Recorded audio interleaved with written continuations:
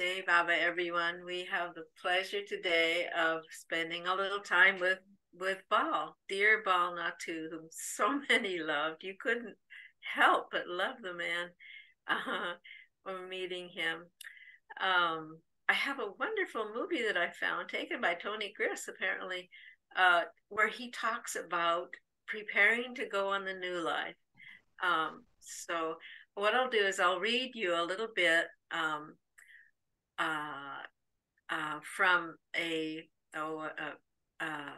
tribute that his Erica Hodgson and Amber Mahler wrote. They were among his team of people who worked with him on the many books he wrote. He was very prolific, really. He did the Showers of Grace, Constant Companion, these books of getting conversations. Yes, right. And then all the conversations, right? And the glimpses of the God-man, several volumes, and intimate times with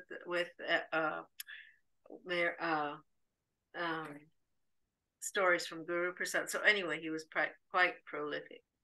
All right, so I'll go ahead and read this short bio. We don't have his birth date. He was born in 1919. And I haven't found where he grew up.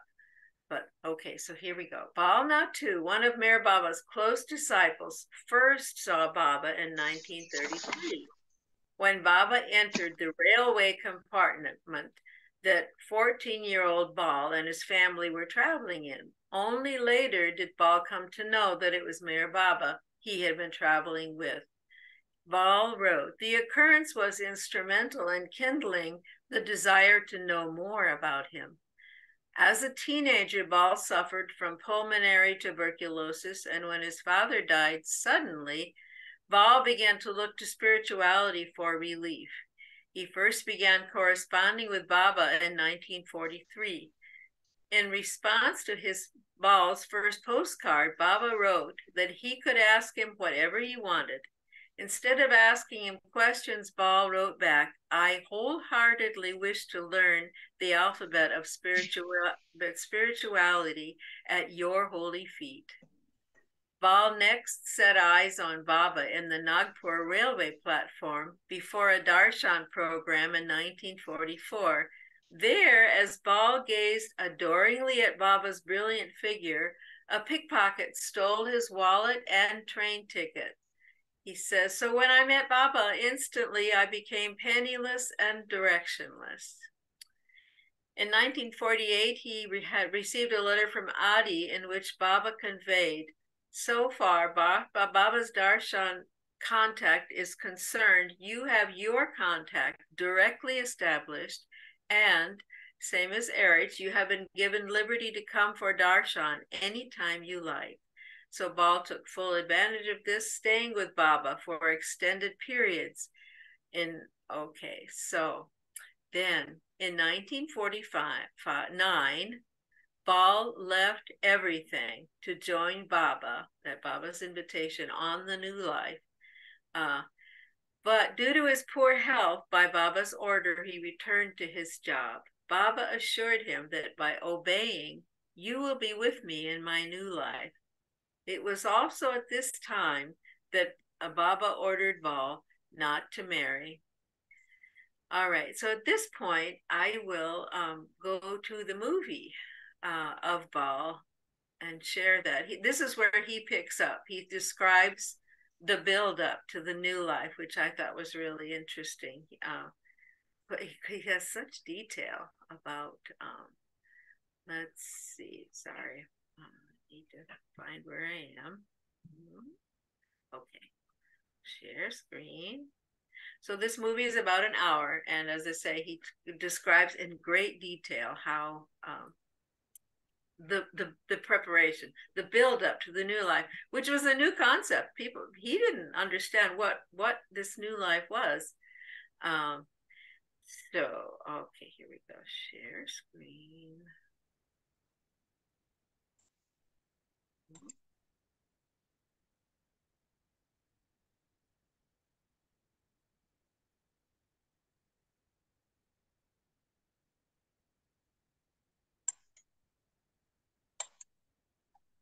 It's always a delightful occasion for me to share stories of Baba's love with Baba lovers.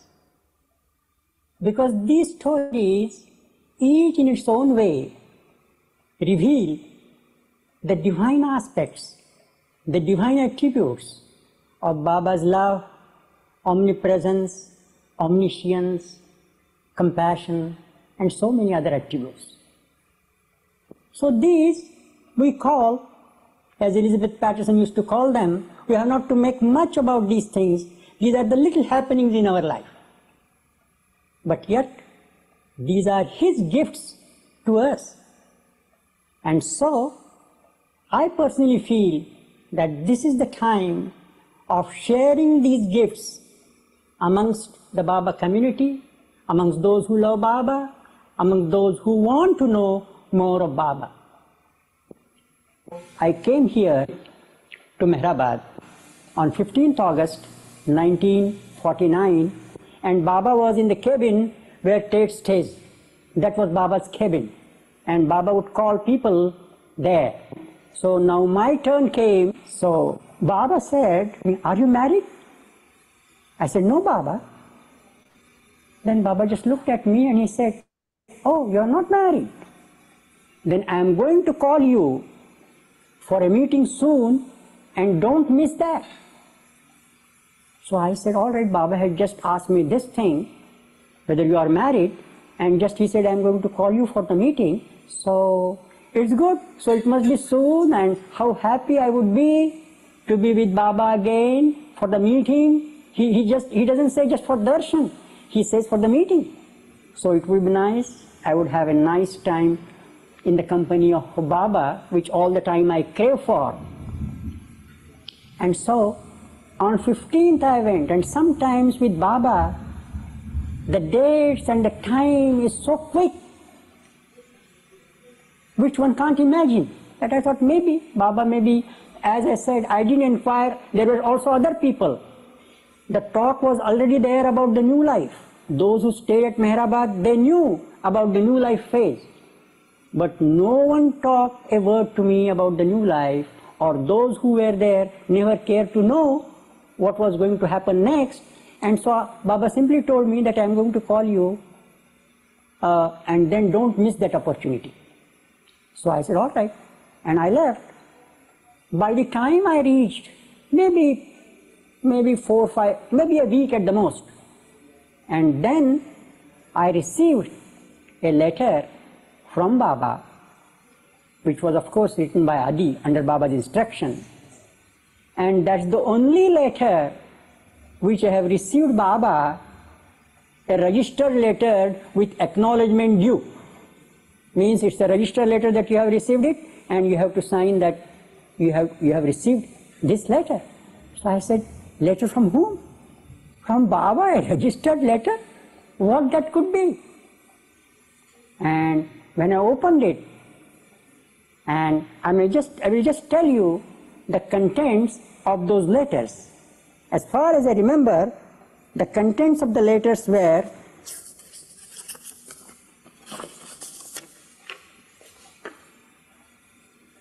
Baba orders you to be at Meherabad on September 4th morning at 8 o'clock for 1 day without fail. You alone should come, and if you don't come, you will never come. So when I read this letter, and there was no love from Baba, Baba sends his love, or nothing was there. I said, what sort of a letter is this? Baba said, I will call you, but he is calling me in this way. It's a sort of a ultimatum, or what is it? That if you come, if you don't come, you never come? So what's this? So when I read that letter, I couldn't understand what it meant.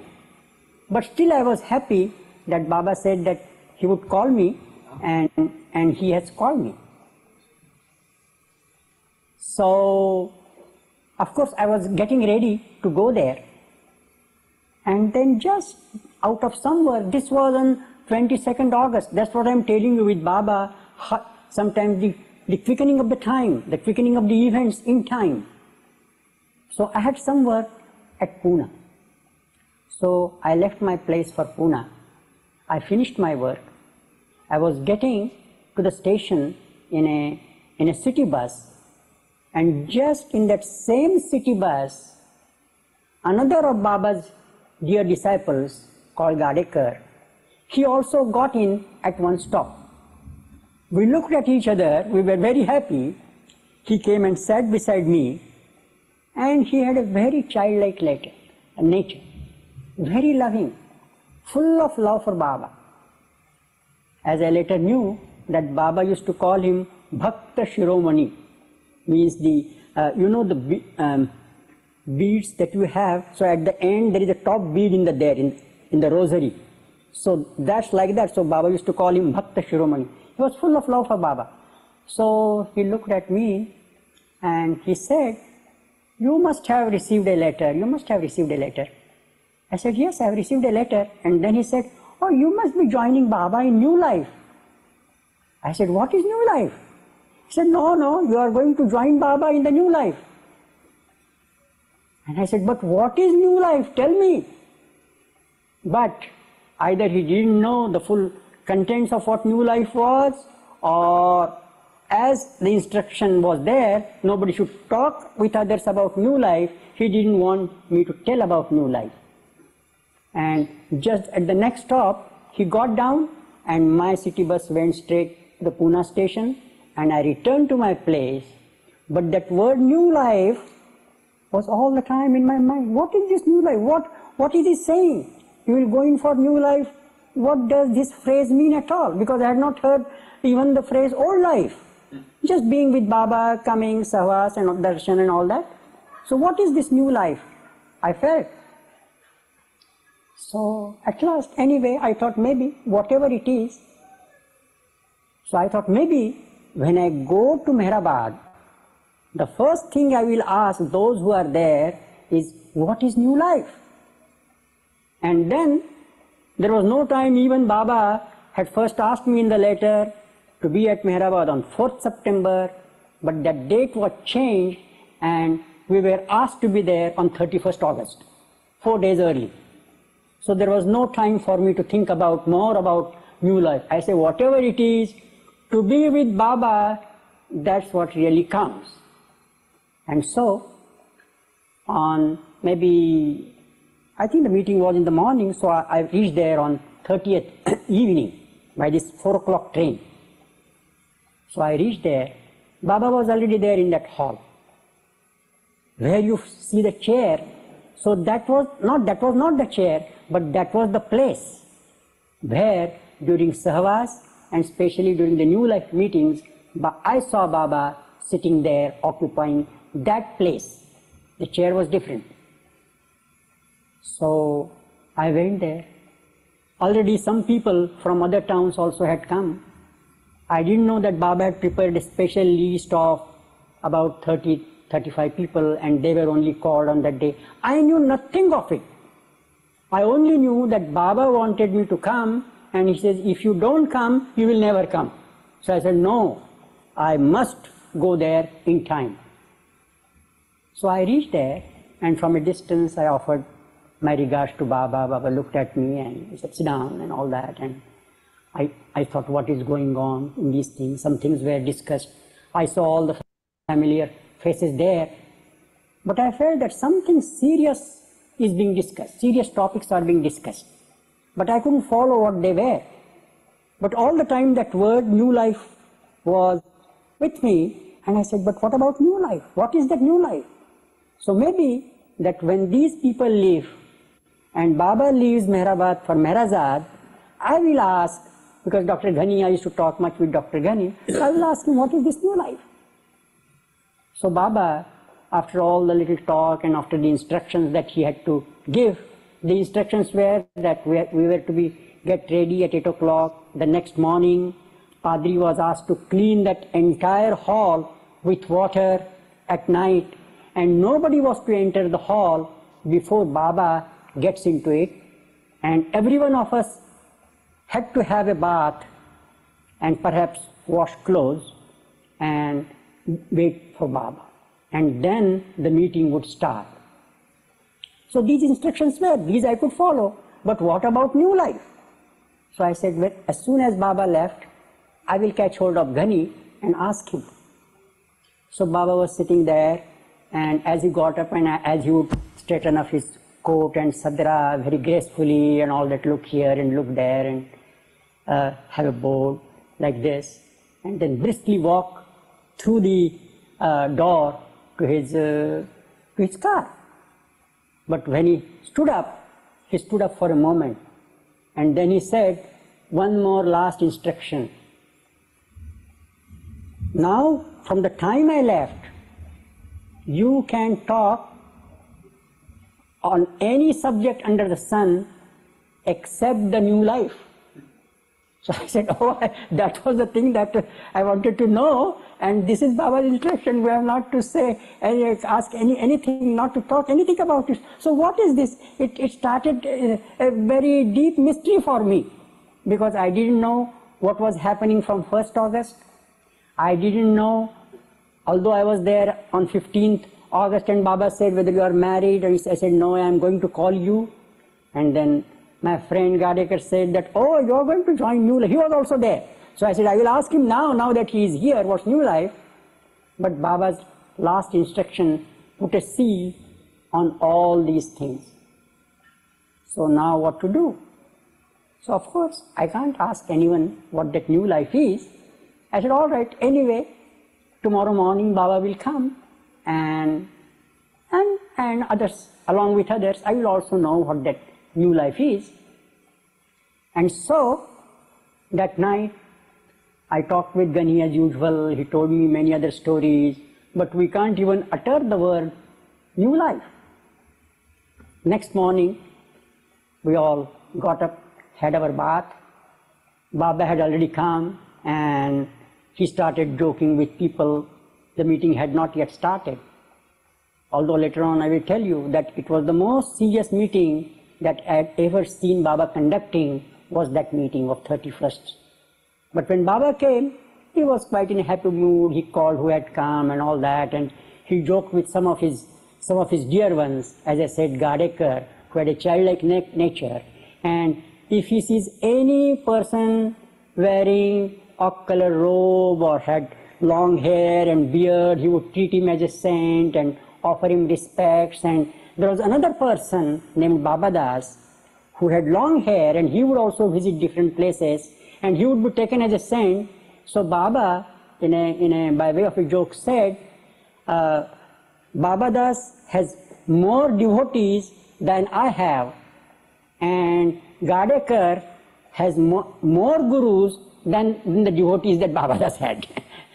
So there was a little chat like this, and it went on, and the whole veranda was cleaned, and when all these things were going on, all were looking also at their watches.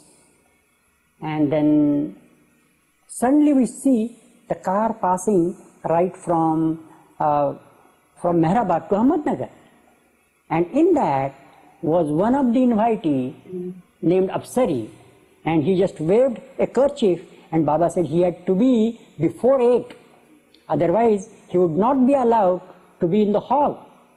So a special car was sent with an instruction that he should be brought down as fast as possible from Ahmednagar, taken straight to the bathroom where he can have a bath, and then before 8, if he comes here, then he will be able to attend the meeting.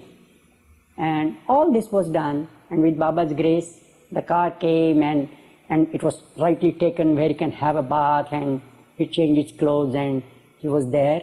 And then we all slowly got into the hall. Baba first went inside, and the moment Baba got in, there was a real change in Baba's expression.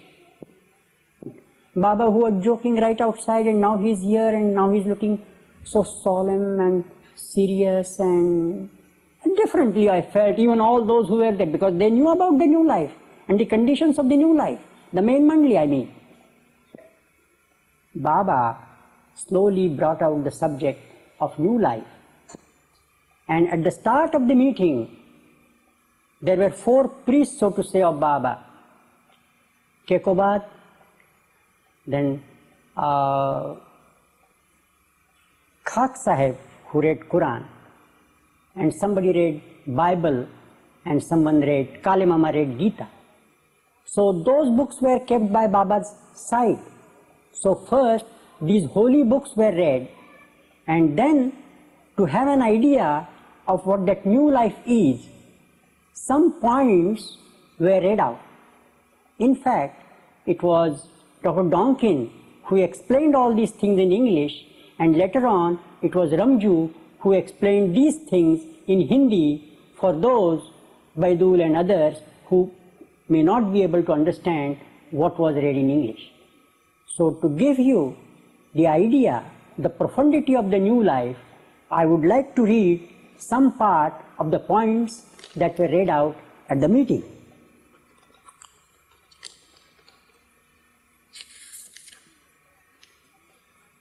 The main refrain of these points was, you and you alone are responsible before God. Baba wanted to make it quite clear that this decision should be of everyone as an individual. So the first point was, in this new life of complete renunciation, you will be utterly at the mercy of all kinds of good or bad treatment that may be meted out to you by others. Whatever happens, you and you alone will be held responsible before God. If by accompanying Baba, your dependents or your business or private affairs suffer in any way, you and you alone will be held responsible before God. If due to physical or mental exhaustion, exposure to extreme weather, lack of food, etc., etc., you fall ill or die, you and you alone will be held responsible before God. If Baba should give you any order that may result in your being sent to prison or in your being assaulted or even killed, you and you alone will be held responsible before God. If you should disobey Baba and he should send you away from him, you will not hold Baba responsible before God for your future, whatever that future may bring. The decision that you give to Baba will be considered by him as irrevocable, and he will not accept any change of decision from anyone. If as a result of your having been sent away by Baba, you should take any misguided step, you and you alone will be held responsible before God. So the main thing that Baba wanted all to understand, that whatever decision we would have, that person will be responsible before God, because Baba said, don't expect any spiritual or material benefit for me, but you will be responsible before God. And so when these points were read out, then Baba said, I will take an oath. But before taking an oath, Baba also made it one point clear, wherein, which was mentioned in the circular, it must be clearly understood that although every condition and standing order listed in the communication is absolutely binding on all who decide to accompany Baba, Baba himself is not only not bound by any order or condition, but he is also absolutely free for all time to give any order to anyone, and that such orders might change or even nullify any or all the standing orders and conditions. So it was to accept totally whatever Baba says, that's true. Baba is absolute God, that has to be accepted, and then only one could try to opt for the new life. And then a part of the oath that Baba had taken, which was a very, very solemn occasion. Baba stood near his chair facing his own picture, which you still see in Meherabad Hall. That picture was there, and then a part of the oath that Baba has taken was this: before this infinite God, who ever was, ever is, and ever will be, Baba decides today on the new life that he and those who accompany him will enter from October 16, 1949 and lead on till the end. This new life will be based absolutely on all that has been dictated by Baba in the circular of conditions, and Baba invokes God to make him stand by it as firmly and steadfastly as his companions in the new life are required to be. So it's really hard to picture the solemnity, profundity, and the seriousness of the meeting that was held on 31st August in Meherabad Hall. At least, as far as I remember, I have not seen any other meeting so serious as that. And when that was done, Baba was there, and all those who were present, they were handed over the circulars in which the conditions that are read out and the other information that was there, each one would go to Baba, and those conditions were given to him. And then Baba said, then Baba gave a little break for tea, and then he said, you think over it, read it, and you alone would be responsible before God for all these things. And then when you read it, don't ask me any questions. No explanations are needed. No compromise with any word. No confirmation for anything. If there is any problem, it is for you to solve, but what I expect of you is just to write one word. Under all these, I think there were about 3 or 4 pages, and we have just to write yes and sign, or no and sign. And Baba said, don't keep it blank. Whether you say yes or no, still you will retain your connection with me. But if you don't write anything, your connection with me will be snapped. And for this meeting, there were also some people who didn't receive the circulars, which were known as arrangement walas. Sarosh, Nariman, Meherji, Ramju, and later on Jal Kerawala were known as the arrangement walas. So we received the circular, I went out, I started reading the circular, and in the end, I decided that it is better to write yes, because this is the greatest opportunity that Baba had given me. And suppose in the condition it was there, we have to walk, physical labor was there, and I was so weak that I was sure that I will just be with Baba for some days and I will die, and that would be the best thing to die in that manner, following Baba. In fact, I didn't care for other things because I knew that it was hard for me to stand for the other conditions that were mentioned there. And so I went out, and Baba, as if in his own way, to give you some time for thinking and all that, so we were having our tea, and my same dear friend Gadekar comes to me and he says, oh, you are surely going to write yes. I said, how do you know that? And just then, how Baba helps. Just then, there was another person standing by him, and he said, yes, he is going to write yes. I said, how do you know that? He said, some days back, I had been to Meherazad, and in a very informal talk, Baba said, Bal Natu is not married, so perhaps he may join me in my new life. He may say yes. So I just put 2 and 2 together, and also in the morning, when I was walking by Meherabad, the Mast Muhammad was there. he just looked at me and he said, Allah miya dua karega, means God will bless you. So somehow, hearing all these things, and for me, this decision was not out of calculation. What are the pros and cons and what will happen? It was a spontaneous thing from me. Sometimes ignorance helps you to take the decision. You don't worry about it at all. You are not to care for it at all. So somehow I 100% felt that this is the moment when I should say yes. So I said yes, signed, went inside the hall. Baba was sitting in that same chair.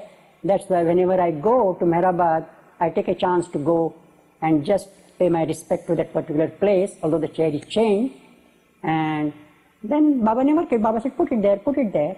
And we had our tea, and when we came back, then Baba said, all right, sit in 3 different groups. One was the group of arrangement walas, the other was the group of Yeswallas, and the third was the group of no walas. The first thing that Baba said to those who had said no, he said, well, it doesn't matter whether you said yes or no. My love for you will remain the same. And then looking at the Yeswallas, who were not of the resident mandali, who had come from other towns, and I was one of them, and he just looked at us and he said, all right, now that you have said yes, it's good, and that you have to come here on 1st October, after a period of 1 month. And then he said, remember, you have not to bring anything with you. It's a new life. You have not even to bring, as far as I remember, he said, you have not to bring the other spare clothes. And then he stopped for a while and he said, all right, at the most, you may bring 1 kambal, coarse rug, that you may have on your shoulder like that. No money with you. No money, no spare clothes, only a kambal, and be here on the 1st of October. And once it is such a thing that when Baba helps you to decide something totally, it's not 99.99%, but when it is really total, then the mind is free. There is no such thing that what would happen this way or that way. And so it was in that very happy mood Baba concluded that meeting, and then I left for Kuduvadi. That day was one of the most eventful days in my life, because it was that day, although in my ignorance, whatever I owned, whatever little I owed, and whatever I owed to so many, I just offered it to Baba. And Baba, in his compassion, accepted it and said, all right, come here on 1st October 1949. And I left for the train with such a light-hearted feeling, because Baba said that when you come, you have to turn your back to the world for good, never going back to the world, to the family, to your friends. Take all those thoughts away from your mind. And I just felt, what a nice opportunity that Baba has given me. So it was a very carefree attitude that I inherited at that moment, and left for the station and reached my place.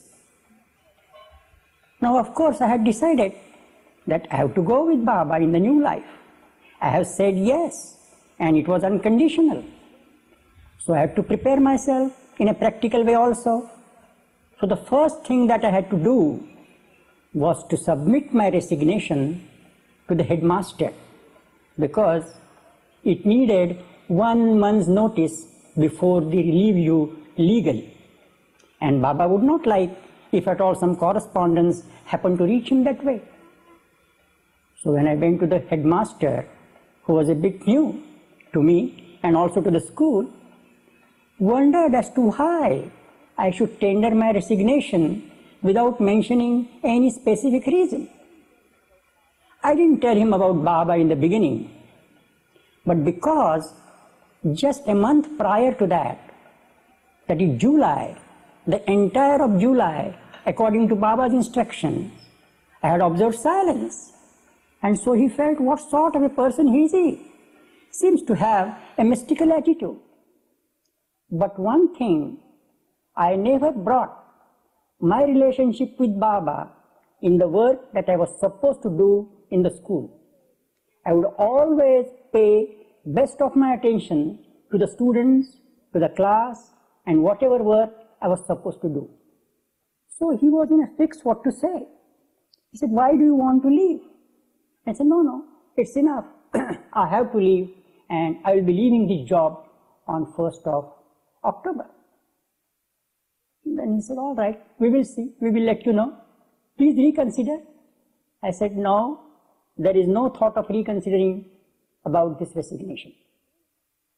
Then the next thing was, we have to attend to the affairs of the house, family, land, house, shares in the company which were in my name, and all these things have to be done within that period, because Baba said, when you come to me, you are not allowed to receive any correspondence from your family members.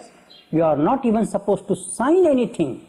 Once you come, you totally come here. And then Baba has said that if you are not married, you are supposed to tell about your coming to me only to one person, who would tell the rest of the family and neighbors only after 16th of October. So one day I took my brother in confidence and told him, see, now this is what I am going to do, and you will have to see to all the family affairs, and whatever we do during this month is the time given by Baba, and the rest we leave to Baba's sweet will, God's sweet will. And to my great fortune, my brother very lovingly agreed, because we were a joint family, to all the responsibilities, and that was really a great relief for me.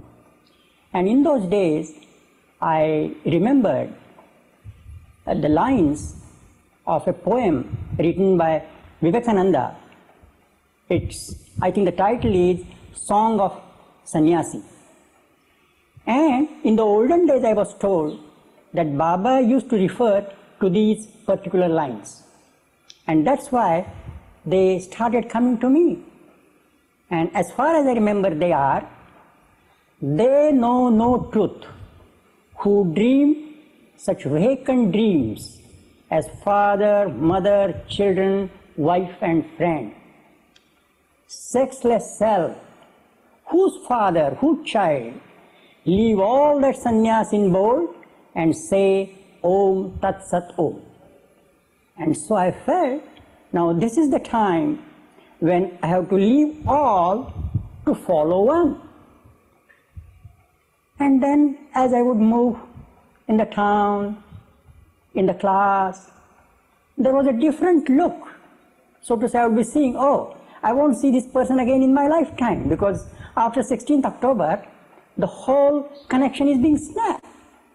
I will go by the roads, and I became so aware of the things around me. There was interest in it, and also I was disinterested in that also. Oh, just for the last time I will be seeing this place, and just a month to go. And what have I to do? I have just to have my clothes on my body, a coarse blanket on my shoulder, and go to Baba and be with him. But after a few days, when you are with Baba, you have to be ready for changes. And so after some days, I received a letter from Baba in which was enclosed a long list of things that we are supposed to bring with us. As far as I remember, the first thing was 2 kafnis, means gowns or whatever, I don't know what you call, as the sadhus wear, kafni we call it, and one had to be of white color and the other blue. And the second item was Again a kafni, woolen kafni with brown color. And there were so many other things. You have to have those who are used to toothpaste and toothbrush, they should bring that. And I never used a toothbrush or anything, just the ash from the hearth we will just apply to our teeth, and we should bring the tooth powder, and other things were there. Even the size of the box was mentioned in that. What size the box should be in which you keep all these things. But in those days, whatever instructions, in fact only this was the instruction, but whatever would come from Baba, I think that, oh, he will see to it and that will be done. And so when I received this letter, I started purchasing different things mentioned in the letter, also shoes which I had not worn for years. And then when I went to the tailor and asked him just to take a measurement for the kafni or the gown, and he started looking at me, what has happened to this teacher, you see? He knew me as a school teacher, and when he said one is blue, and when he heard that one was a woolen kafni, it was too much for him. He was looking at me and taking my measurement. He says, well, what have you in mind and why you want this? And I said, no, just, I want this, that's all. Because I couldn't speak out, because that was Baba's instruction. We have only to one person in the family, and if need be, then only to the boss or to the headmaster or whosoever he may be, that I can just mention something that I'm going like this. So it was all the things like that, these things were going on, and somehow the headmaster also sanctioned my resignation. I said, now everything is done, the brother has agreed, now I have to worry about nothing, and I was just counting days to go to Baba. But at the end of the list, it was mentioned that instead of 1st October, you come to Meherabad on 5th October. So at that time when I read it, for a minute I felt, so what will I do here for 4 days? And then people would know that I have left my job, and they would come and ask me and all these things, just for a minute that was there. And I said, all right. I started purchasing things as I told you, and now to keep all these things in a trunk of a certain measure. So I told my brother, go and get me a trunk of tin. He went to the town, some other town nearby, 20 miles away, and brought a nice trunk. But when I measured it, I found that it was longer than the measurement expected. So I said, no, go back. And I was sure that there will be a trunk of that size when it is mentioned in the circular. And these are the little things that really to me are Baba's discourses in his own language. How things that are impossible, seemingly impossible, come out in a natural way and you get it. And when my brother came and he brought the tongue, and it was exactly of the size that was mentioned in the letter. So I said, now most of the things have been done, but one more thing was, then I received a letter. After that, when everything was complete, I said, now everything is complete. Life with Baba is just like this. When you feel self-complacent, he just shakes you from that self-complacency and he says, no, you have to go ahead. It's not just that. And just then I received a letter that before we go to Baba, we must have a sort of an identity card with us. Perhaps when we go to colleges and all that, here we have the identity cards in which your picture would be there, your name would be there, and here it has to be signed. It was mentioned in the letter that it has to be signed by the government officer, your picture. And then I learned that it was because that when you follow Baba, one of the condition was, if you fall ill, well, you will have to take care of yourself, and nobody is supposed to look after you or wait for you. We will go our way, and you are responsible before God, whatever happens to you. And then I was told that suppose in such a case you die, we are somewhere in India, so how would they know who you are? So we have to keep that identity card with us. So this was the identity card that I had to have before I came to Baba, and this was supposed to be with us when we would walk with Baba on the road, and suppose something happens to us, so that somebody sometime would know that this is such a person from such and such a place. See Baba's humor in these little things, his practicality, his humor, and also the profundity of it. So now all these things were slowly and slowly getting clear. The home atmosphere, the school atmosphere, the colleagues didn't know, but some assistant of the headmaster, he knew a little of it, that I would be leaving because they had to make an arrangement to take someone on the staff. And so now, when it was 1st October, I really felt now what's going to happen? But right from my youth, I am not a social person. You see, a sort of, I would just be in my room, not visiting neighbors, not the friends would visit me. And so, although I felt that some of my colleagues may come, but somehow it so happened, no one came to my house to inquire why all of a sudden I have given up my job and where I am going and what I am doing. So now, after all, 4 days passed. On the 4th night, I think, I left my place to be with Baba on 5th. Baba used to stay at Meherazad, and he used to come there every morning.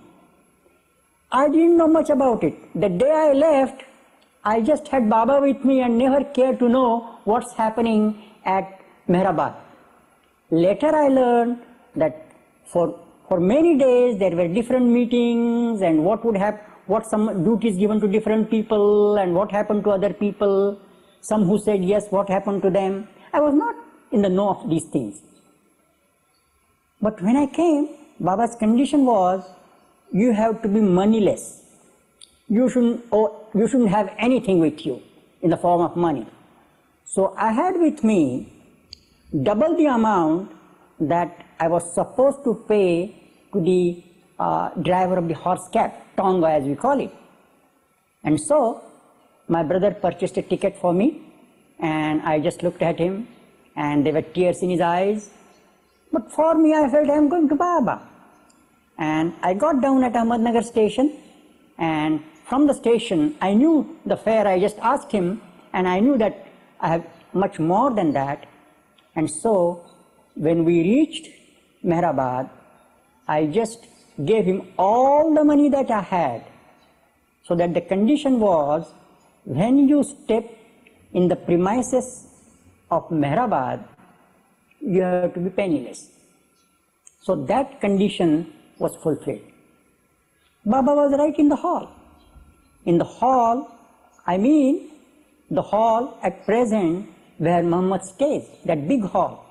And that chair that you find, that was the seat of Baba, where I handed over to him the circular or whatever was given to me, signed yes, and then just given to Baba. So Baba was still there. Not still there means every day he would come, he would occupy that place, and meetings were going on.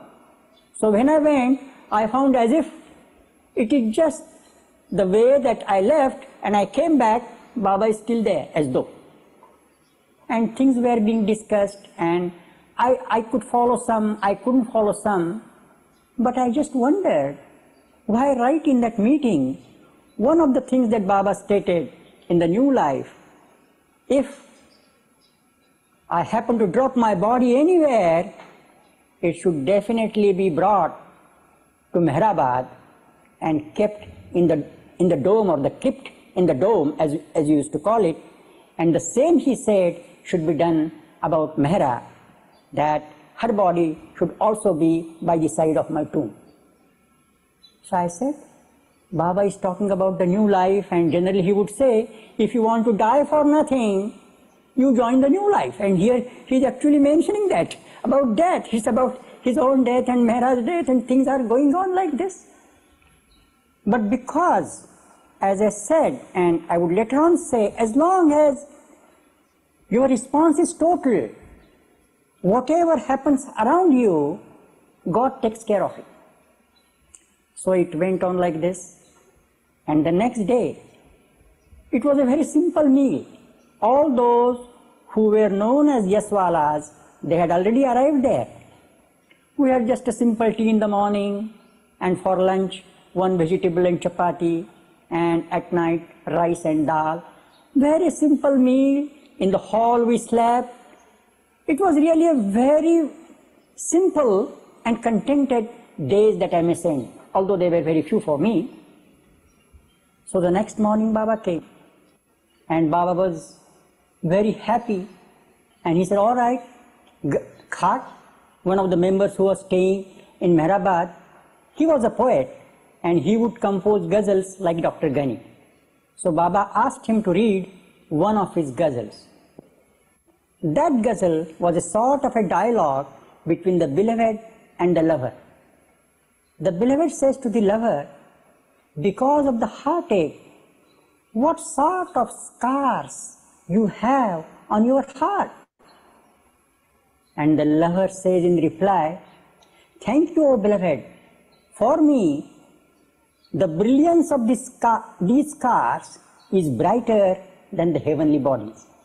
And Baba really liked this simile, and he made his sign of perfection to Khat. So this was on the 6th morning. And then later on, I am not sure whether it was the midday, before lunch or after lunch, we went outside at the back of Rahuri cabin, means back side of Meherabad hall, and Baba said, let's play some game. And that game Baba has named as French tennis. It means we use the tennis racket and the tennis ball, and the one who is playing, he had to have his racket just near his toes, and then someone would throw the ball and you have to hit it. And if the ball hits you below the waist, you are out. If you hit the ball and you are caught, you are out. But if it's hard, then you continue the play. So like this, the play was going on. Baba also joined us. All those who had said yes, they were also there. So we are having a very nice time. And after some time, maybe 15-20 minutes, so the play was over, and we were all returning back to Meherabad hall. And when I was just getting into the hall, I just find somebody patting on my shoulder like this. I looked, and to my amazement, I found that it was Baba himself. He looked at me and he said, you played very well today. So of course, it was for the first time that I was playing that game and with him. But when he said, I said, yes, Baba. And then he made a sign. See how Baba in a natural way brings out things. He said, do you play cricket? So I said, Baba, I used to play cricket. So there was a look of surprise on Baba's face. Then you don't play cricket now? I said, no, Baba, I don't play cricket these days. He said, since when? I said, I only played during my school days, and then when I was in college, I had a heavy hemorrhage and I started vomiting blood, and then I was a patient of tuberculosis of the 3rd stage, and since then, what of playing cricket, I cannot even lift heavy things like this. Then Baba showed a concern over this matter and said, but then how will you walk with me for 10-15 miles? Will you be able to walk 10 to 15 miles a day? So how in a natural way Baba got in there, and I said, Baba, I will try my best. And then Baba looked at me and he said, all right, come to Meherazad on 8th of October, and I will tell you something. And then when Baba left, Dr. Ghani, who was interpreting the board, was there, and he said, Bal, you are lucky. Because I don't know, Baba was so stern with those who had said yes. And no compromise, no explanation. But he said, he is going to tell you something. You and Minu Kharas are lucky. So I personally didn't know what's happened to Minu Kharas. Anyway, I said, of course, I will go to Meherazad because of Baba's order on 8th. So now naturally, I came to Meherazad. At that time, there was no Mandli hall as you find like this. And so naturally, we were just waiting outside, and there were trees just in front of the Mandli hall and in front of the blue bus and other things. And Baba was in room number 5, as it is numbered now. That was Kakabariya's room. Baba was there. And when I came here, he said, all right, whatever duty I give to you, do it wholeheartedly. And so many poor people were called here, men and women. And I was given the duty to just ask them to sit in line, then take them to Baba, guide them to Baba. And Baba was there. He was washing the feet of all these people and giving them some food grain, I don't remember what, and then they were taken out. So when Baba was doing like this, for some time, he even called me to the room, and I just looked at him and wondered at his humility, at his compassion. And so, when this was done, all people had left, then he again called me in to his room, and there were 2 doctors, Dr. Donkin and Dr. Nilu. And then he must have told them something about me, what had happened after the play of French tennis. And he said, go and examine him whether his stamina or he is physically fit to join me in the new life. He didn't say anything to me. He just told them these things. So now, sometimes I remember, just in front of one of these rooms, all people have gone. Some 10-8 of the resident Mandli were here. So I was made to stand there. Dr. Nilu comes to me, and the only thing I remember he did was just to remove my shirt, collar of the shirt, and look at my collarbones, and perhaps one of the ribs this side or that side. Dr. Donkin was just standing there, just watching what he was doing. They exchanged looks, and I think it was quite clear for them what state of affair with my body was. Now they go back to Baba. They must have told something to Baba about my physical condition. I didn't know what they said, but Baba said, now you do one thing. You come tomorrow at Adi's place at about 9 o'clock, and he had also made an arrangement for his conveyance. So I was just like in the Wonderland or Baba land like that. I said, whatever he says, I have to do. I had no thought that what's going to happen. And so I went back, and the next day, 9th October, at about 9 o'clock, I came to Adi's office, where at present is the registration office. And by the side of the registration office, there is a small room, which was Adi's personal room, and Baba was sitting there. So when I went there, he called me inside. And then he looked at me and he said, I am pleased with you and with your love for me. So I just wonder what he is saying. What sort of love is this? As for me, he was like a big magnet, and whatever I did was like the iron filings.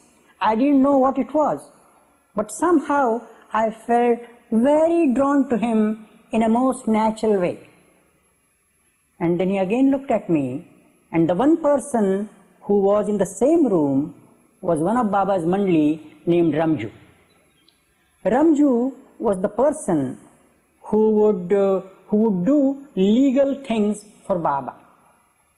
And he was also given a great responsibility because he was one of the arrangement walas to do with the lands and the people who were there and all the legal things. He would see to this. So he was there, and so then Baba just asked him to take the stack of the forms of all the Yeswallas, all those who have signed yes.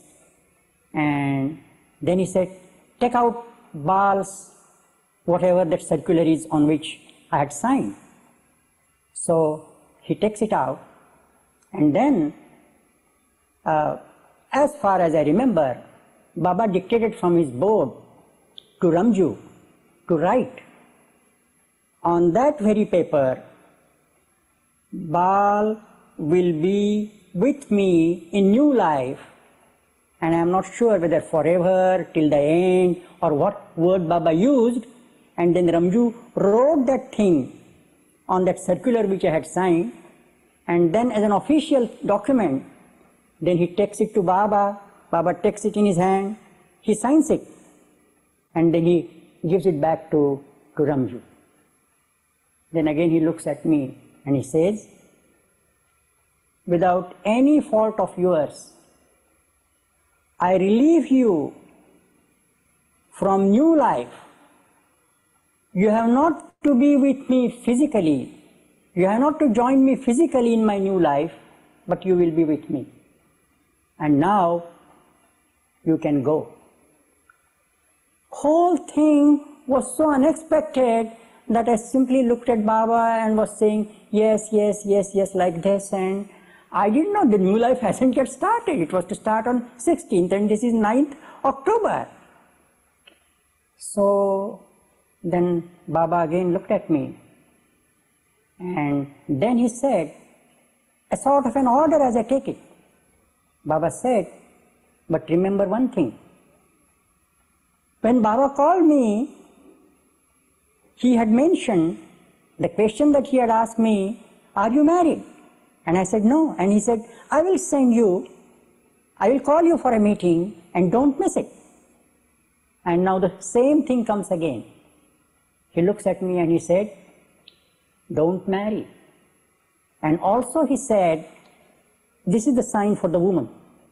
And so he said, no lustful touch to any woman, any girl.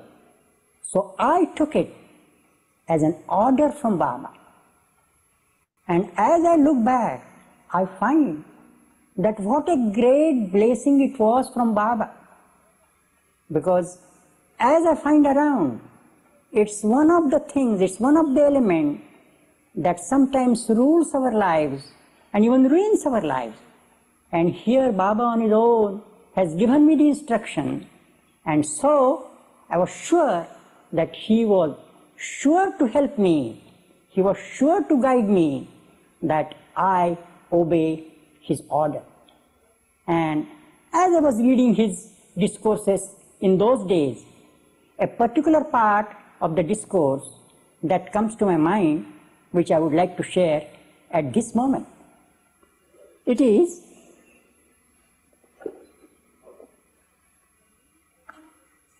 the need for male and female incarnations. This is one from the series of Baba's discourses on reincarnation. Baba says, the psyche of the soul retains the gathered experience of male and female incarnations. Since the soul identifies itself with the body, the psychological tendencies which harmonize with the sex of the body find a suitable medium for expression. The psychological tendencies which are characteristic of the opposite sex are ordinarily suppressed into the unconscious part of the psyche because they do not harmonize with the sex of the body and find the medium of expression obtrusive. Thus, sex is a manifestation of the ignorant attempt which the conscious mind makes to compensate for the psychic fragmentation entailed by identification with the sex of the body. This attempt to compensate for fragmentation is doomed to be futile because it is based upon identification with the body. The problem of sex duality is a part of the problem of duality as such. Its complete solution comes when the wider problem of all duality is solved through divine love, in which there is neither I nor you, neither man nor woman. So when Baba gave me this order, I felt that this duality that really persists in the life of man. So Baba is going to help me, going to that deeper aspect which is in me, which may trouble me sometime, but Baba is there to help me.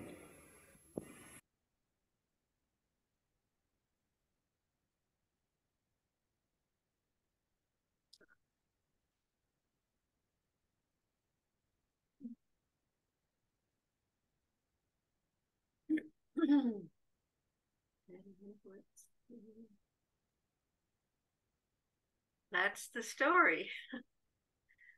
Sorry, I'm not. Betty, that was incredible. Thank you so much. I have never heard such detail. Let's see. Oh, it was beautiful. And the faith he had in Baba is so inspiring. Thank you, Betty. Thank you. Yeah, I never seen that before too, and many details I didn't know. That was fantastic. Thank you. Never heard such, the whole story of the build up to new life, and I've never heard that before. Yeah. Let's see. There's one sweet little description of Bal that I'd like to read. Now let me find it here. This is him in later life now. During the 1960s, while Bal was visiting Meherazad, Baba called Bal into Mandali Hall. Baba pointed to Bal and made the sign for cracked. Saying that he was mad, Bal said, "Yes, Baba, whatever you say." Then Baba called a few of the Mandali in and gestured again that Bal was cracked. Now at this point he was still visiting, he wasn't living there. And he then added, "But there is a place for you here." In later years, Bal often told people, "Baba left me as an example that he is for the most ordinary of people." And then he often added, "and the mad too." Bal summed it up by saying, "I am neither an aspirant nor a follower, a lover or a disciple. I am one of his children, and of one thing I am sure."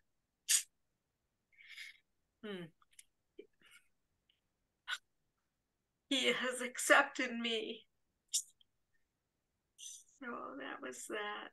And there was one other thing I wanted to read to you. Let me find. Where is it?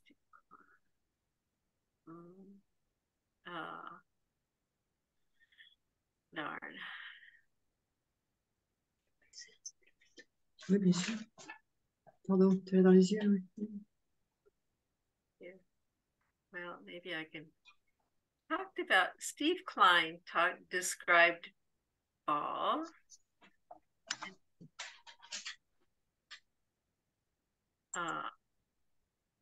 Shoot. Oh, here we go. Hearing Bal tell of his life, it struck us, meaning Amber and Fair and another woman. He had kind of a team who worked with him. It struck us how many varied phases he passed through during his 84 years. For example, he had grown up as a devout Brahmin, but broke with tradition to follow a Zoroastrian master. And though a villager at heart, he ended up giving up the use of the dhoti, traditional Maharashtrian wraparound pants, and donned instead his own signature style of clothing. Bal also had a habit of wearing multiple layers of clothes. Any of you know that? We remember that about him. About this habit, his longtime maintenance-free friend, Steve Klein, who helped Bal in his writing of The Glimpses and all his subsequent books, recounts. When asked about his layered look, Bal explained that it wasn't so much to keep him warm, but to make him look bigger, because otherwise would people worry when they realized how thin he actually was. Bal taught himself English by reading Baba's books. He was the first to incorporate the use of computers at Meherazad, and his conversations were a very innovative way of sharing with readers his inner relationship with God. Bal took great interest in anything that was creative, inspired, and intuitive, and encouraged many people to pursue their heart's calling. I know that's true. So, yeah. I don't know if any of you have, memories or anything you want to share about times with Bal. If you want. I was so happy to find that movie, and Tony Griss was the one who took it.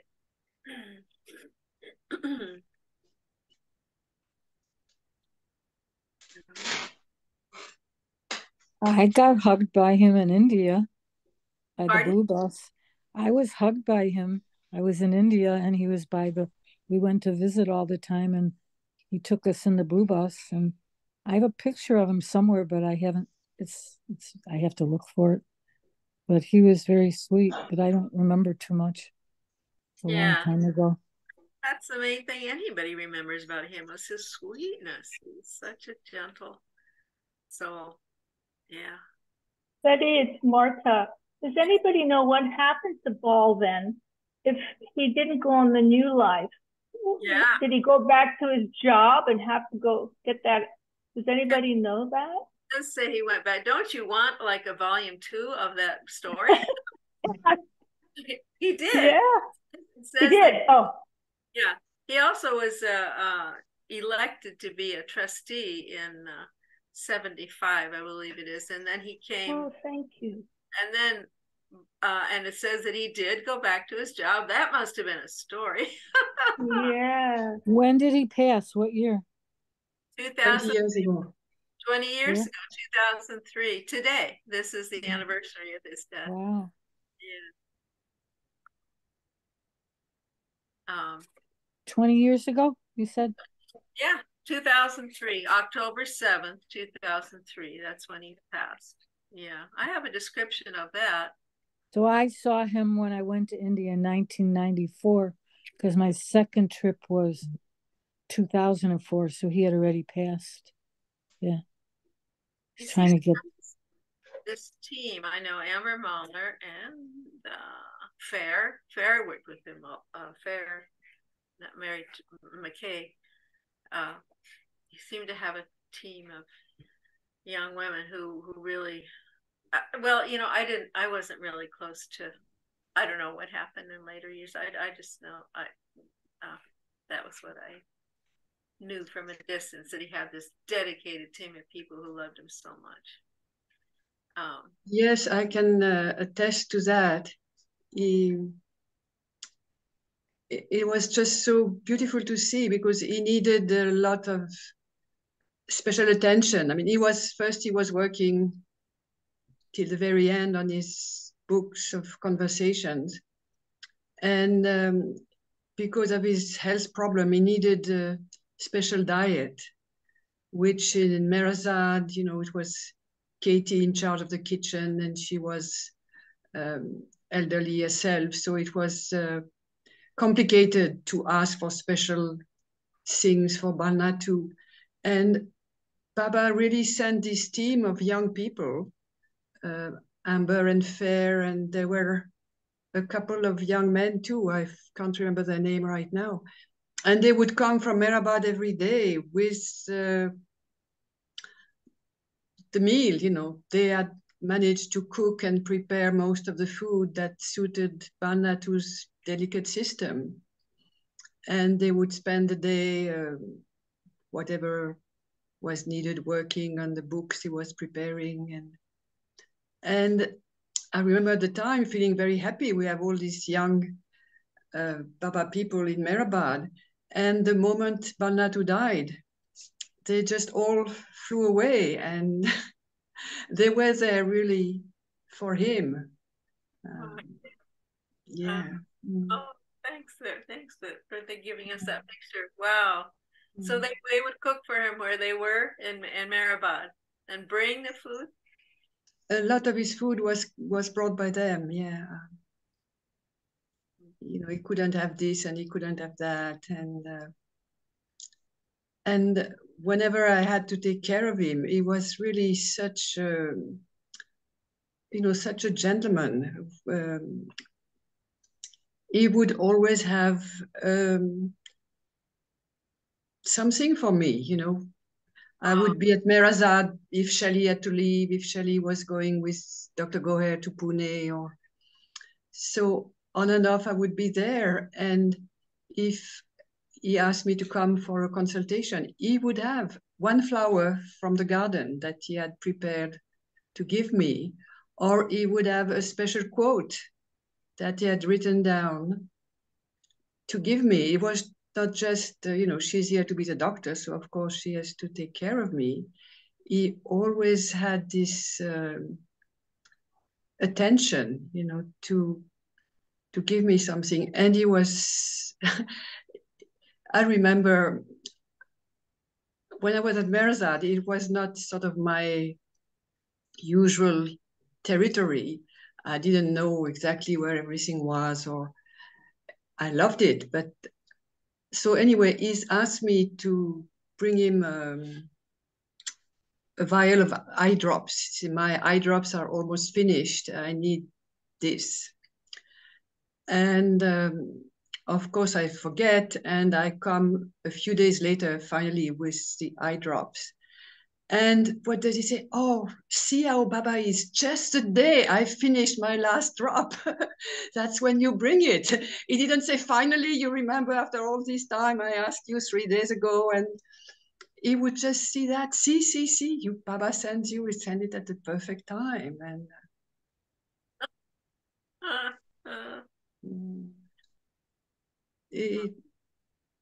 and as he grew older and frailer, and he had more and more serious problems, I remember having to take him to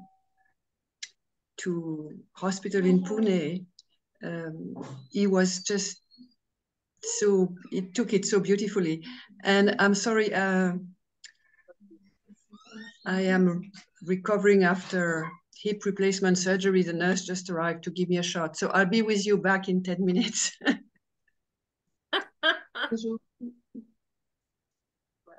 you want to stop your video?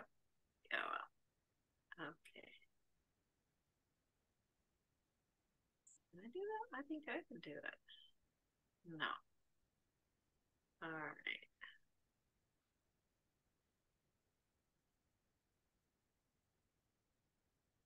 And you want to turn off your video? You know how to do that? There. Yeah. All right. All right. Anybody else? I remember there's one story about Bal where it was early, and people in the early years with Baba, he was in line to, I don't think he knew Baba well. Anyway, people were bringing things to like little gifts for Baba, and people had garlands and nice things, and he had this little sprig of basil, and he felt really kind of sheepish, I guess. And he brought that to Baba, and Baba just was so happy to receive that little sprig of basil. It's that story has to be somewhere. I'm just remembering that story.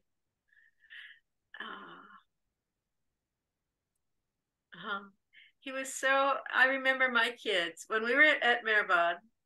We were staying at the BC, I guess you'd say, like, the injunction was that don't collect. People have been taking too many crystals, too many rocks from Seclusion Hill, and it seemed like they were everywhere. It seemed like you could kick over a rock in Meherabad, and on the other side would be a crystal. Yeah, that was my impression. It was just like this was God's country, and there were gems so easily found. So anyway, my kids, of course, took too many rocks, and I was, conscious of it. And Bal came up to chat with the kids or something, and I think I mentioned, I said, "Oh, Bal, I know they've taken too many rocks." I can't remember how it was, and he said, "Just don't worry about it. Don't." He was real sweet with them, real gentle, and I know that's my memory of Bal with our kids. And it was then that I understood that. Well, what I like to say is there's no party line. There's no one. You'll get a different response about anything from different mandali. There's no. I'm not sure if I'm conveying that right, but his response to my kids was so perfect, and we left some rocks behind, but it was talking to him that made me realize everybody had their own. Each of the mandali had their own individual way of loving Baba. Of course, they obeyed the main precepts, but he was so. when we were leaving,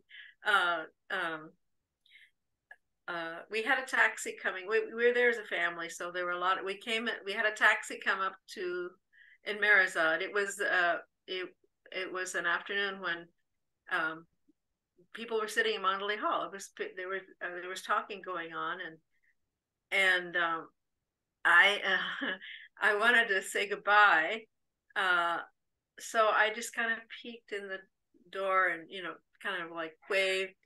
And Mani, I remember, turned around, said, "Oh, like, you're leaving." And she stood up, and everybody stood up, and they came out of Mandalay Hall, including Bal, with this funny kind of, he had like if I could find that picture, maybe I could, it was hot, and he had something on his head that was just a rag or something funny. That's my memory of Bal, how they all came out to say goodbye to us. It was really very sweet, very, very wonderful thing for them to do. So anybody else remember Bal stories?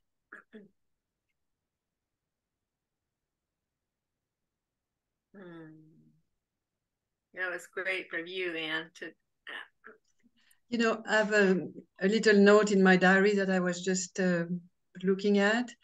You mentioned how Baba said that, how Bal Natu said he knew that Baba had accepted him, and that was the most important thing. And he said sort of a proof of that, when he would show up in Guru Prasad, he had like an open invitation whenever he was on leave from his school work. He could come to Guru Prasad. So let me just read it so I say exactly what is written. There it is. For me, the most important thing is that I feel that Baba has accepted me. When I would come to Guru Prasad, I would bow down to Baba from a distance, as there were so many people around him. Baba would tap his left arm. That was the sign for Pendu. The right arm was the sign for Sadashiv Patel.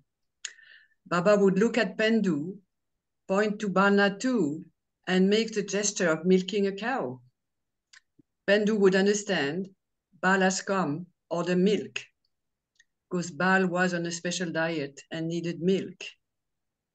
So it was sort of automatic. Bal has come, he's going to be here, he's one of the family, he needs milk. Baba would make sure that Pendu knew that, and you know, Bal means child in Hindi. So Bal Natu really felt he was Baba's child.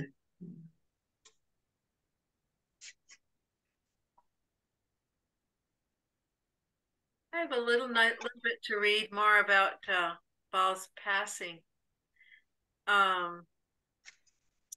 Throughout October 6th, Bal appeared to be in a deep sleep. What Bal had been longing for with all his heart was finally coming to pass, that his eyes go inward, so that from now on I can only live to see him. In the early hours of the 7th, he opened his eyes for the last time with a few friends gathered around him. We felt it was a gift from Baba to feel Bal with us once more. It was as if Bal was pouring out love from his eyes, giving us a window into what else he must have been seeing at the time, beyond the room and us in it. Within minutes, at 1:20 a.m., as we were quietly repeating Baba's name, Bal peacefully stopped breathing and passed home to his beloved. We noted the significance of October 5th, the day after Bal returned to Meherazad, since in 1949, Baba had arrived penniless. Bal had arrived penniless on this very day at Meherabad to join the new life. Interesting, Bal was the last of the Yeswallas from the new life. In his own handwritten timeline about what transpired in October 1949, Bal had written for October 7th, Baba's visit. He meant Baba's visit to Meherabad, of course, but for us it held special meaning of Baba visiting Meherazad on that day 54 years later. To take Bal home unto himself.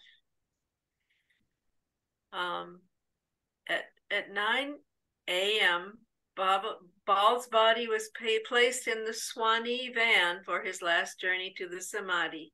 Once there, Bal was placed at his Divine Father's feet. Fair Davis recounted Bal was with Baba. His body was in Samadhi. It was just him and Baba alone.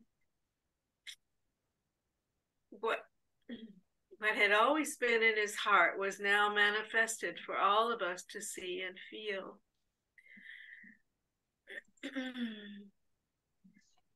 After his cremation, Bal's ashes were sprinkled at his favorite places around Meherabad and Meherazad. Later, we joined his family to immerse his ashes at a spot meaningful to them. Bal's dear friend, Frank Parker, writes, the last of the several remembrances of our dear friend, Bal Natu, was held on Friday at the confluence of 3 sacred rivers, about 30 kilometers outside Pune. A group of about 15 family members and Bal's friends gathered there to spread his ashes in the depths of the placid waters. It was a happy and peaceful event, as were all moments of this past week that began with Bal's blissful reunion with his beloved Meher Baba. One of Bal's old friends and editors, Judy Robertson, who arrived after Bal's passing, commented, when I arrived at Meherabad, I realized there was no place for me to offer a garland for Bal except at the Samadhi. Somehow it seemed so fitting that Bal left nothing of himself behind.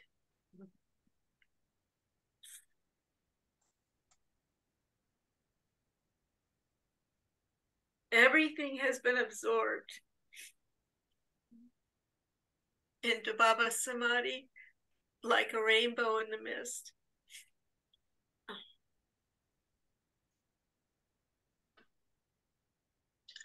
I think Baba told him that was his last life. You know, and I remembered that too, but I couldn't find it anywhere. I looked in Work Maker. Yeah, I was just hesitating to say it because I don't know where it is written, but I have. We'll have to. We'll have to inquire. Yeah, I remembered that too.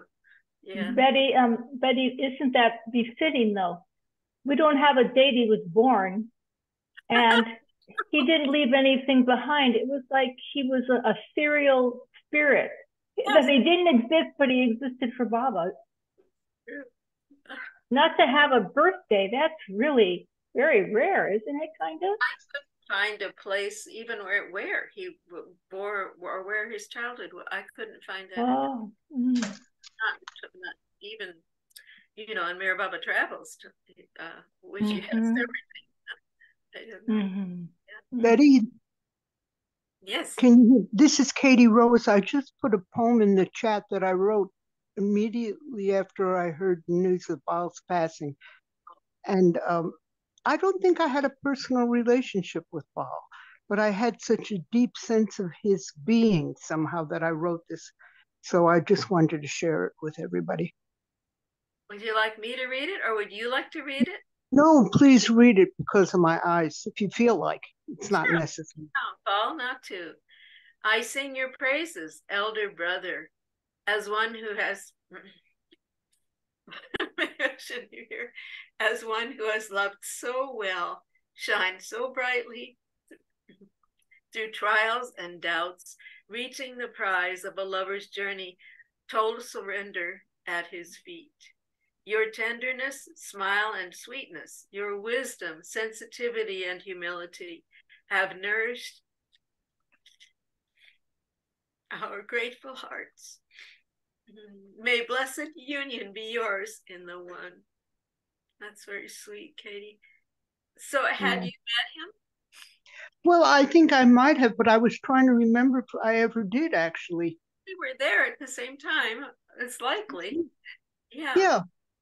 But like I said, it was more that I had somehow a connection with his essence and being, and I was touched by it.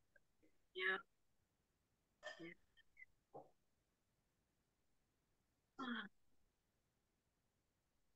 Well, shall we end with this nice poem?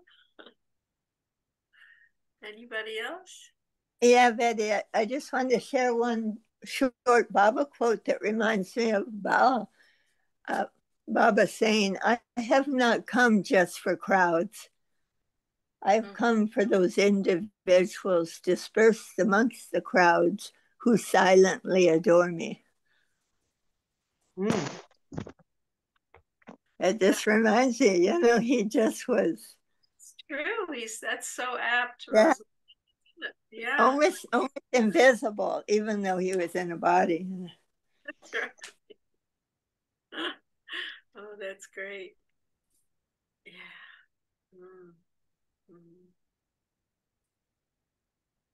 Yeah. We could just have a moment of silence, like we do at RT. I'll find a picture quickly of Baba, and maybe I'll stop recording at this point. Okay, Jai Baba.